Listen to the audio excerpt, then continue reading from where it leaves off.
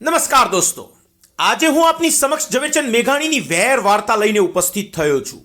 દોસ્તો, આ વાર્તા સોનરા બાટી અને વેસુર ગેલવા સારા બનેવી વચ્ચે બંધાયેલ વેરની વસૂલાતની વાર્તા છે. સસલાને મારવાથી વેર બંધાય છે અને વેરની વસૂલાત આ વાર્તાનો મુખ્ય વિષય છે. દોસ્તો, વાર્તા દિલચસ્પ છે, તમને ખૂબ મજા આવશે. તો ચાલો દોસ્તો, ઝવેરચંદ મેઘાણીના શબ્દોમાં વાર્તાનું રસપાન કરીએ. કુંડલાના થડમાં અરઠીલા ગામ છે.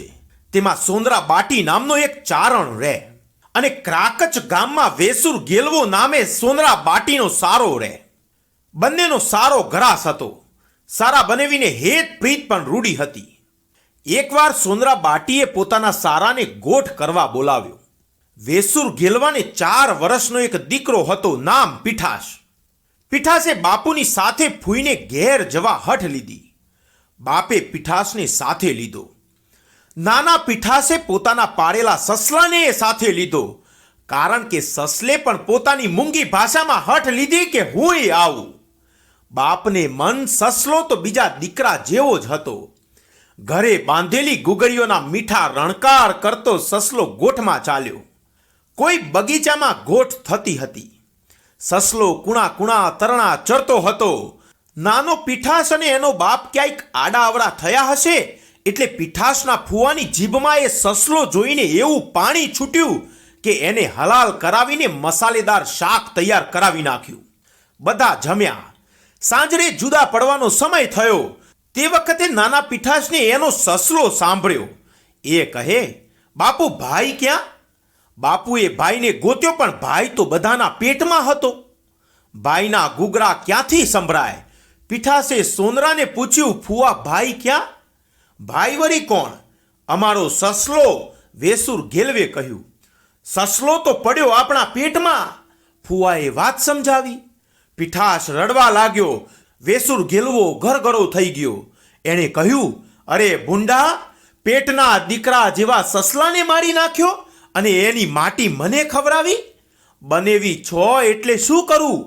બીજો હોત તો ભારોભાર લોહી માંસ વસૂલ કરત. સારો બનેવી ચડ ભળ્યા. વેસુર ગેલવાનું ડોકું ઉડાવી દઈને સોનરો બાટી ઘેર ચાલ્યો ગયો. જઈને ઘરવાળીને કહે, ચારણ, તારા ભાઈને મારીને આવ્યો છું. એમાં શું, એ તો મરદના ખેલ છે. એટલું બોલીને ચારણે પોતાના હૈયામાં કંઈક લખી લીધું.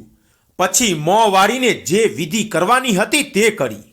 નાનો પીઠાસ ફુવાની બીકથી ભાગીને પોતાની મા સાથે ચિત્તોડ આવ્યો છે. નાનો મટીને જુવાન બન્યો છે. રાણાના રાજ દરબારમાં કવિરાજની પદવી પામ્યો છે. ચિત્તોડનો રાજ દરબાર એની કવિતા ઉપર મોરલી ઉપર નાગ ડોલે તેમ ડોલી રહ્યો છે. તે વખતે માની આંખમાંથી દડ દડ પાણી પડતા જોયા. મા, કેમ રોવું આવ્યું? દીકરે પૂછ્યું. તને સુખી જોઈને હરખના આંસુ આવ્યા બાપ? ના માડી, આ આંસુ હરખના નથી, સાચું બોલો. બસ બાપ ભૂલી ગયો? સુખ બધું ભૂલાવી દે છે. શું? તારા બાપનું વેર. રાણીની પાસેથી 2 રજપૂત લઈને પીઠાસ કાઠિયાવાડ આવ્યો.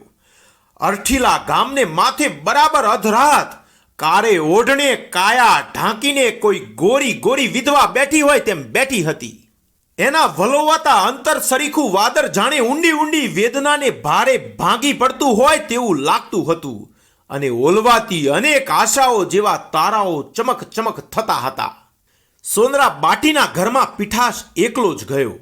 બુડ્ઢો ફૂવો અને બુડ્ઢી ફૂઈ એક જ ઓરડામાં સૂતેલા. પીઠાસને મનમાં થયું, આમ જ મારીને ચાલ્યો જઈશ તો કોણ જાણશે? અંગૂઠો દાબીને એને ફૂઈને જગાડ્યા. ચારણીએ ભત્રીજાને જોયો, હાથમાં ખડક જોયું, ઓળખ્યો. આવી પહોંચ્યો બાપ? જાણે આટલા દિવસ વાટ જોતી હોય એવે સ્વરે બોલી. ત્રીજો કાન સાંભળી ન શકે તેવું ધીમેથી બોલી. ચારણ ચકિત થઈ ગયો. લે, હવે વાટ કોની જોઈએ છે? લગાવ, એ જ તારા બાપનો માર્તલ છે. ચારણીએ આગળી ચીંધી. ફૂઈ, તમારો મારો ચૂડલો? ચિંતા નહીં બાપ, એક જ ગાયે પીઠાસે પતાવ્યું. હવે તને ખબર છે બાપ કે એને માથે કોણ બેઠા છે? હમીર અને નાગાજણ 2, મારા 2 સાવજ. એના બાપનું લોહી ભારશે એટલી જ વાર છે, માટે ભાગવા માંડ. પીઠાસ ગયો. ચારણીએ ભેકાર ઓરડામાં દીવાને ઝાંખે અજવાળે ધણીનું લોહી તરબોળ ધડ માથું જોતી જોતી ભડકડા સુધી અબોલ બેઠી રહી.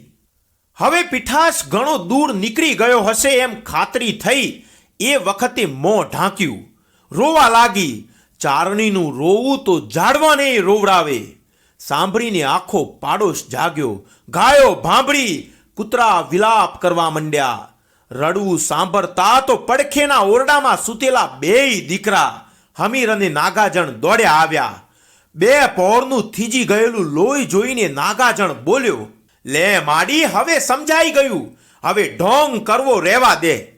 હમીર, આ જામેલું લોહી જો. આ કાળો કામો કરનારો નક્કી પીઠાસ, અને બાપને માડીએ જ ઉપર રહીને મરાવ્યો લાગે છે. પીઠાસને ભાગવાનો વખત એની ફૂઈ વિના બીજું કોણ આપે? રંગ છે માં. માએ જવાબ દીધો, દીકરા, એક દી એનોય બાપ આમ મુવો તો હો. 3 વર્ષનો એનો દીકરો તેદી ઉજ્જડ વગડે બાપના મળદા ઉપર પડ્યો ગાય વનાના વાછરૂની જેમ વલવલતો હતો. એ ભૂલી ગયા મારા પેટ? બાપ તો સૌના સરખા, અને હવે બર હોય તો ચિતોડ ક્યાં આગું છે મારા બાપ? રાવણનો વેશ કાઢીને હમીર નાગાજણ ચિતોડમાં આવ્યા છે. દોસ્તો, વાર્તાના ભાગ 1માં આપણે જોયું કે વેસુર ગેલવાનો દીકરો પીઠાસ એના ફુવા સોનરા બાટીને મારીને પોતાના બાપનું વેર લે છે.